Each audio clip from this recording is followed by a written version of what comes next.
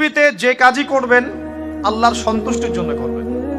আত্মীয়তার সম্পর্ক বজায় রাখবেন আল্লাহর সন্তুষ্টির জন্য, তাদের কাছে কিছু পাওয়ার আশায় না।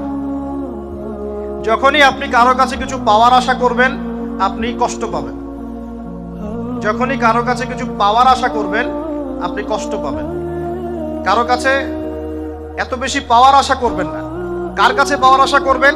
আল্লাহর কাছে, যে আমি এই কাজটা করছি আল্লাহ আমাকে পুরস্কার দিবে ইনশাআল্লাহ। আমি আত্মীয়তার সম্পর্ক বজায় রাখছি কেন? আল্লাহর কাছে রিজিকে বরকতের আশায়, আল্লাহর সন্তুষ্টির জন্য। মনে রাখবেন প্রিয় ভাইয়েরা, আমল কবুল হওয়ার শর্ত মোটামুটি তিনটা। কয়টা? 1 নাম্বার, আমলগুলো হতে হবে আল্লাহর সন্তুষ্টির জন্য। 1 2 নাম্বার, আমলটা হতে হবে রাসূলুল্লাহ সাল্লাল্লাহু আলাইহি ওয়াসাল্লামের পদ্ধতিতে, অন্য কারো পদ্ধতিতে নয়। 3 নাম্বার, আমলটা করার জন্য আপনার রিজিকটা হতে হবে হালাল। হারাম রিজিকের আমল আল্লাহর কাছে কবুল হয় না। আল্লাহ পাক আমাদের সবাইকে হালাল রিজিকের ব্যবস্থা করে দিন।